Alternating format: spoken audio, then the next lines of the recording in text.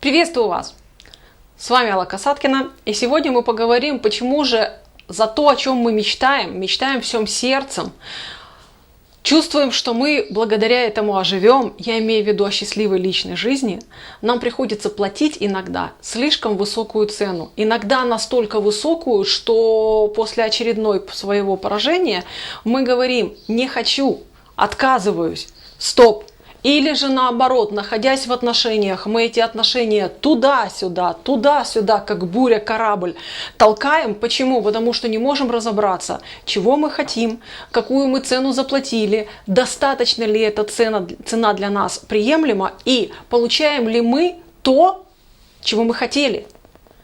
Очень часто бывает ситуация, что женщина отказывается от отношений с хорошим мужчиной просто потому, что она не может оценить реально, она получила то, чего она хотела, то, что для нее важно, или же он не удовлетворяет какие-то ее сиюминутные желания, которые имеют очень короткий период времени своего удовлетворения, а потом на их место приходит что-то другое, тоже снова короткое, но в длинном периоде, допустим, человек удовлетворял бы эти желания.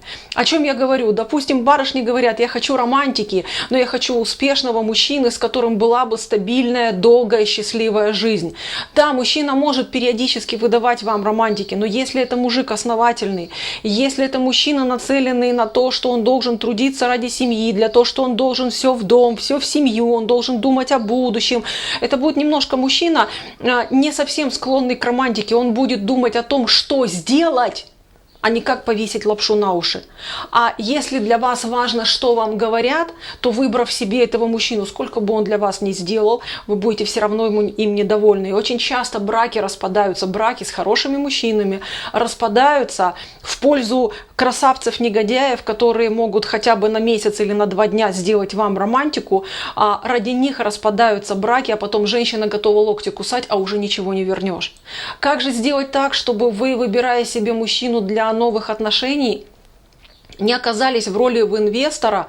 Я обращаюсь снова для женщин, у которых может быть затянувшийся роман с работой, чтобы вы не оказались в роли инвестора, которого втянули в бизнес обещанием супердорогих прибылей, но которому говорят: ты знаешь, еще немножко денег надо добавить, еще немножечко надо сделать, еще немножечко надо потерпеть, еще немножечко надо подождать, а потом наступает та самая точка невозврата, из которой уже уходить поздно. Уже поздно что-то менять, и уже слишком высока цена потерь. Почему? Потому что слишком много вложено. В отношения женщины точно так же, как и инвесторы в бизнес, вкладываются временем, вкладываются своим возрастом, вкладываются своей красотой, своим имуществом, своим настроением, отказом от каких-то возможностей для себя или наоборот выбором навязанных возможностей. То есть у нас постоянно идет обмен, что на что мы меняем. Если вы думаете, что вы такая замечательная, красивая, вы решили устроить свою личную жизнь, вышли и сказали: я хочу отношений, и вам на шару все дадут, и от вас никто не будет просить ничего взамен, вы ошибаетесь. Это иллюзия. Даже мама в детстве, за то, чтобы она к нам хорошо относилась, она просит от нас послушания, исполнения четкого ее распоряжения, еще чего-то. Вы знаете, на каких условиях вас в детстве мама любила, а когда вы капризничать начинали, что с вами было или как она вас наказывала. Так вот, в отношениях с мужчинами это проявляется уже по более взрослому, на более взрослом уровне. Почему? Потому что когда вы для себя выбираете: хочу того, не знаю кого, или я сначала войду, пусть на меня... Вот еще одна ошибка типичная женщин. Женщины говорят: пусть на меня кто-то обратил внимание, а я уже потом разберусь, нужен он мне или нет, хочу ли я с ним отношения или нет. Мои дорогие, вы даже не представляете, как вот этой одной формулировкой вы себя загоняете в очень узкий коридор. Почему? Потому что вы должны заведомо смириться с тем, что вам предложили. Вы думаете, вы приз, вы думаете, вы награда, а фигушки. Награда он. Почему? Он себя предложил, он заявил свои условия, а вы теперь должны приспосабливаться, подстраиваться, ужиматься, подтягиваться, растягиваться, допрыгивать до тех условий, которые он вам обозначил. А почему? А потому что до того, как вы начали с ним вообще даже общаться, до того, как вы приняли свое решение, что да, я готова вообще смотреть на какого-то мужчину, вы не определились, что я готова в своей жизни изменить из-за этого. Одна из моих клиенток пришла ко мне и сказала: Алла, мне уже 35, я еще ни разу не была замужем, родители уже дырку в голове сделали, требуют внуков, мне нужно выйти замуж, но мне попадаются какие-то не те мужики, вот они от меня чего-то хотят, они пытаются меня загнать в какие-то рамки, а я хочу свободы для меня, я вот до 35 замуж не вышла, почему? Мне важна свобода. Я не люблю ни перед кем отчитываться, я хочу иметь полностью свое время, у меня такой характер, что я сегодня могу быть дома, работа позволяет, а завтра мы можем с подружками завеяться куда-нибудь или на море, или в горы уйти, просто потому, что мне нужны впечатления, потому что мне важно путешествовать, важно открывать для себя мир. А мужики какие-то появляются, как только он, значит, сказал, что он со мной встречается, тут же начинается стирка, готовка, уборка, куда пошла, будь дома вовремя. Так это, блин, у меня и с мамой, и с папой было. Что же мне теперь вот во все это встревать? Я так не хочу, но детей хочу, потому что родители достали, потому что мамой, ну, все подружки мама, а я не мама. Потому что мне уже надоело дружить с малолетками, подружками, потому что я с ними подружу, они замуж выходят и возле мужиков своих оседают. Как же мне быть? И когда мы определили на самом деле, что для нее важно, чем она готова подступиться, чем она не готова поступиться, какие у нее жизненные приоритеты, типаж мужчин, которые ее постоянно ловили за хвост и останавливали, якорили возле себя, он исчез из ее жизни. Они перестали ей диктовать условия. Наоборот, у нее в жизни появились совершенно другие мужчины. Она их видеть начала. Видеть начала мужчин, с которыми она могла попутешествовать. Мужчин, которые могут придумать, как адаптировать семейную жизнь к тому, что она у них вот такая подвижная. Мужчин, которые согласны с тем, что жена может отдыхать не с ним или может уехать куда-то, а они готовы остаться дома с ребенком. То есть совершенно другие качества появились. Вы не поверите, вот у них родился ребенок уже, она вышла замуж. Малышу исполнилось только, по-моему, месяцев 8. И они вместе с мужем по обоюдному согласию укатили в путешествие в Азию. Они прекрасно себя чувствуют, ребенок себя прекрасно чувствует, бытовые вопросы все решаются. Но до этого у нее так не получалось. Вот что происходит, когда мы понимаем, что мы готовы, чем мы готовы поступиться. Бывают ситуации, когда женщина приходит и говорит: меня не устраивает мой муж, я уже готова с ним развестись, помогите мне принять решение, мне с ним разводиться, не разводиться. И когда мы начинаем точно так же, по этой же схеме прогонять, что для нее является ценным, что для нее является важным, какие ценности, важности есть у мужчины, что она выигрывает, что она проигрывает, оказывается, что она ничего не проигрывает. А вот если мужчины этого не станет в ее жизни, проигрыши будут намного больше и намного ощутимее, и ей придется поступаться за то, что она оставила эти отношения, намного большим. И тогда она говорит: о, так мой любовник это вообще, самый неподходящий вариант, потому что я-то думала, что там романтика, там любовь, там эмоции, фейерверк, фонтан, а оказывается, он мне для жизни вообще не подходит, потому что мне для него слишком много надо принести жертв. И вот так вот мы соизмеряем, потому что когда мы знаем, чего мы хотим, у нас появляется интересный момент. Как мы об этом узнаем еще на том этапе, когда мы мужчине не сказали свое «да», я с тобой встречаюсь или я с тобой не встречаюсь. Когда мы на том этапе, когда мы уже только начинаем смотреть по сторонам на потенциальных кандидатов, а я бы пошла с ним на свидание, а я бы захотела с ним поехать вместе отдыхать, а хотела бы я с ним просыпаться на одной подушке, а хотела бы я, чтобы мои дети были по характеру на него похожи. Вот эти вопросы сразу автоматически закрываются. Именно поэтому я придумала программу, которая так и называется «Не соглашайтесь на то, что предлагают», потому что важно женщине определиться со своими ожиданиями. Важно понимать, чего вы хотите и за что вы взамен готовы предложить за это мужчине. Мало того, в чем вы готовы поступиться, чтобы не уйти за ту точку невозврата в отношениях и не чувствовать себя пострадавшим инвестором, когда вы уже бросить не можете.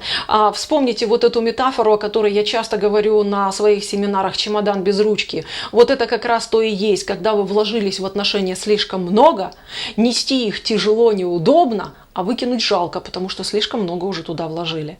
И вот для того, чтобы ни мужчина, ни отношения с ним не были для вас чемоданом без ручки, как раз и сделана вот эта программа «Не соглашайся на то, что предлагает». Почему? Потому что мы там буквально с самого, она рассчитана на 4 дня, работа идет достаточно активно, интенсивно. Мы проходимся по тем типажам, которые привлекают сейчас ваше внимание, которые вы видите постоянно, и будем говорить так, они каждый раз бьют в лоб, но каждый раз выводы не сделаны, и поэтому типаж абсолютно тот же. Можете вспомнить сейчас вот 3-4 своих бывших, и я уверена, что вы с первого момента, как только о них вспомните, отследите, что между ними есть нечто общее. Если вы не можете с лету отследить, возьмите листочек бумаги, напишите на нем своих бывших и перечислите просто те качества, которые у вас очень сильно вызывали в них раздражение. Сразу быстренько все обнаружите сами. И эти мужчины, поскольку они вызывают у вас сильную эмоциональную реакцию, вы не знаете, что с этой реакцией делать, а опыт не прожит, ваш мозг подсовывает обязательно вам. Почему? Потому что ваши внутренние радары настроены на то, на что вы сильнее всего реагируете. И получается, что вижу, вот это я знаю, это мне было больно, так, пойду-ка я посмотрю, а вдруг в этот раз мне повезет, и вы с упрямством наступаете на те же грабли. Но как только вы понимаете, зачем вы туда идете, какую жертву вы идете туда принести, вы уже сразу решаете для себя: так, стоп, я сегодня готова жертвовать или нет? Нет, не готова, покажите мне других мужчин. И вы начинаете их видеть. Когда вы определяетесь с тем, что для вас является главным, приоритетным в отношениях с мужчинами, это мы делаем в практикуме во второй день, вы начинаете четко фильтровать мужчину уже на то, смогу ли я с этим мужчиной получить то, что для меня важно. Потому что если я с ним не могу получить то, что для меня важно, а зачем мне вообще с ним начинать что-то строить? Потому что вы точно понимаете, что если вам скажут, вы никогда не занимались, допустим, легкой атлетикой, а вам скажут: выйди на Олимпиаду и пробеги с мировым рекордом, то вы скажете: я не пойду туда. Потому что вы знаете, что вы не пробежите. Точно так же и другой человек, если он не рожден с тем набором качеств, которые для вас важны, он их не приобретет из воздуха. И тогда ваш вот этот длинный список Франкенштейна, где должен быть многорукий многоног, который должен успевать быть заботливым, внимательным, целеустремленным в бизнесе, нежным, ласковым и ходить по головам для того, чтобы добиваться любых целей, у вас не будет уже такого списка. И тогда под ваш список не будут подходить все мужчины. Под ваш список будут подходить единицы. Но зато это будут те единицы, с которыми вы будете счастливы. И теперь самый главный момент. А как же я этих единиц узнаю? А как же я пойму, может быть, с первого общения с этим мужчиной, может быть, с первого свидания с этим мужчиной, как я пойму, что это именно тот, и мы с ним совпадаем? И вот именно для этого во второй половине нашего практикума мы с вами отрабатываем все моменты, как вы узнаете о том, как мужчина настроен на семью, как вы узнаете, какие у мужчины взаимоотношения с деньгами и как он считает, как он будет выстраивать свои денежные отношения с женщиной. Вы узнаете, чего ждать от вашего мужчины в том плане, хорошим ли отцом он будет, вашим совместным детям или детям, которые у вас уже есть от предыдущего брака. Вы узнаете, как он относится к женщинам и какое место в его жизни, в его сознании будете занимать вы, чего ждут от вас, какую цену вам придется платить за то, что вы этот приз для себя выберете. Сможете ли вы быть для своего мужчины призом, или вы будете его рабыней, которая должна отрабатывать то, что он снизошел для вас. И это все вы узнаете из практикума. Не соглашайтесь на то, что предлагают. Почему? Потому что когда вы знаете, какую цену вы лично готовы заплатить, чем вы готовы поступиться, на что вы готовы, о чем вы готовы договариваться, потому что компромиссы, они тоже хороши до определенного момента. Иногда можно компромиссы превратить в такой договор, что он заведомо уже не будет выгоден одной из сторон. И вот если вы знаете, до какого момента вы готовы договариваться, на что вы категорически не согласитесь, а за что вы будете благодарны Богу и судьбе, что у вас это есть, А что для вас является, будем говорить так, опцией дополнительной, но не критичной, и никто вам никогда в жизни не сможет сказать: скажи спасибо, что я вот это для тебя делаю, потому что вы скажете: не хочешь — не делай, мне это не важно. И тогда вы будете чувствовать себя спокойнее, свободнее в этих отношениях.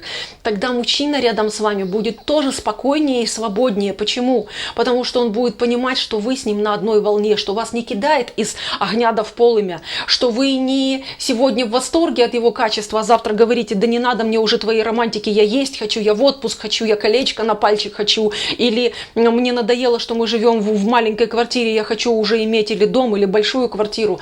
Вы будете все это знать и будете понимать, что да, реально, все, чего я хочу, вот с этим мужчиной я могу добиться, вот с этим мужчиной я реально могу быть счастлива, а вот с этим, да, ты хорош, чтобы с тобой сходить на дискотеку, чтобы с тобой съездить в отпуск, потусить, попрощаться в конце отпуска, сохранить светлые воспоминания, но искать другого мужчину для стабильных, хороших отношений. Вот такая вот программа в нашем практикуме замечательном. Не соглашайся на то, что предлагают. Сделайте так, чтобы ваш выбор мужчины был для вас не просто осознанной необходимостью или тем, за что вы готовы заплатить цену. Сделайте его для себя выгодной инвестицией в собственное счастье, чтобы вы знали, что вы вкладываетесь туда, но вы от всего, что вы вложили, получаете удовольствие, получаете радость, получаете любовь, и чтобы ваш, как говорят в бизнесе, возврат на инвестиции был многократно больше самих инвестиций. С вами была Алла Касаткина. Выбирайте свое счастье, а я сделаю все возможное, чтобы помочь вам сделать этот выбор наилучшим. Пока-пока.